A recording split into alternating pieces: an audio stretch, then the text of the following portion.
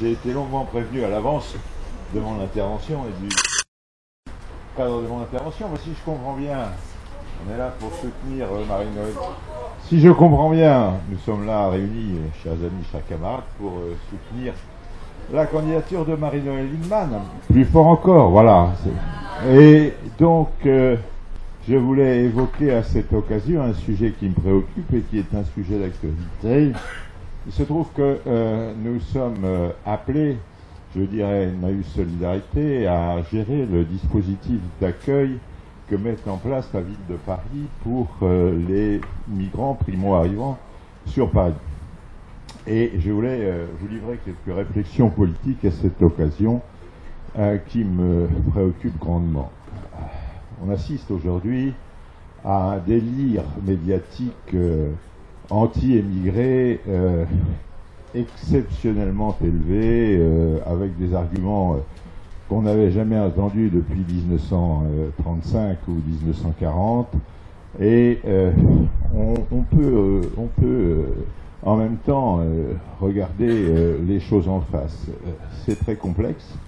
C'est une situation qui est devant nous pour longtemps et à laquelle il faut apporter des réponses qui sont simplement à chercher dans les valeurs de la République et sur la fraternité qui est au fronton de nos mairies et de nos établissements. C'est pas si simple que ça, c'est très difficile à mettre en œuvre et ça doit se mettre en œuvre de façon rationnelle et professionnelle. C'est pas la peine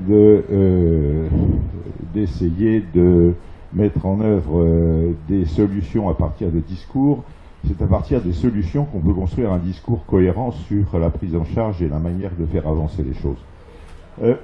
Or, les choses avancent. Avec cet appareil-là, absolument génial, je reçois à l'instant, et c'est pas du chiquet, j'ai pas fait ça pour les besoins de la cause, 2 messages. Le premier, c'est celui qui avait défrayé la chronique de l'installation d'un bâtiment pour les accueils des SDF dans le 16e arrondissement. On avait vu tout le 16e arrondissement envahir la faculté pour s'opposer à cette opération. Cette opération est construite et l'accueil va être mis en œuvre. Le deuxième, vous avez peut-être entendu parler de ça, c'est Forges-les-Bains, où le Front National est venu s'opposer très nombreux dans une assemblée générale au dispositif, et ce dispositif, après bien des difficultés, après de nombreuses discussions avec la population, avec les élus, ce dispositif se met en place dès lundi prochain et ça démarre. La troisième, c'est ce matin, là aussi je viens de l'apprendre, la ville de Paris organisait un forum pour recruter des bénévoles autour du dispositif dont je viens de parler, et 200 personnes se sont inscrites pour offrir du temps et s'investir dans le suivi de ce dispositif. Alors il y a bien entendu les délires de la droite, les délires de Sarkozy sur ce sujet, et puis il y a aussi les délires de l'extrême gauche, des no-borders, pour lesquels ça n'est jamais assez. Les deux, d'ailleurs, se nourrissent l'un de l'autre. En réalité, je répète, la solution est à chercher dans l'application des principes de la République. Et de ce point de vue, même si ça n'est pas politiquement porteur peut-être que de l'évoquer, je tiens à dire que les positions actuelles du gouvernement de la République, aussi bien celles du ministre du Logement que celles du ministre de l'Intérieur, sont des positions réalistes, de bon sens, et peuvent permettre de mettre en œuvre une solution efficace et digne de ces valeurs de la République et digne de l'image qu'on veut s'en faire.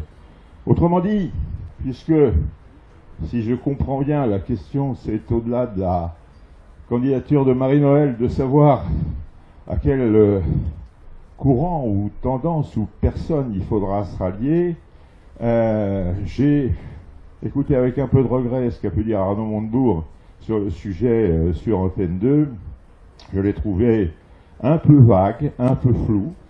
Mettons qu'il ait eu des positions social-démocrates, peut-être conviendrait-il que la candidature de Marie-Noëlle l'amène à avoir des positions de caractère républicain simplement. En tous les cas, c'est autour de ces thématiques-là que je souhaite apporter tout mon concours à la candidature de Marie-Noël.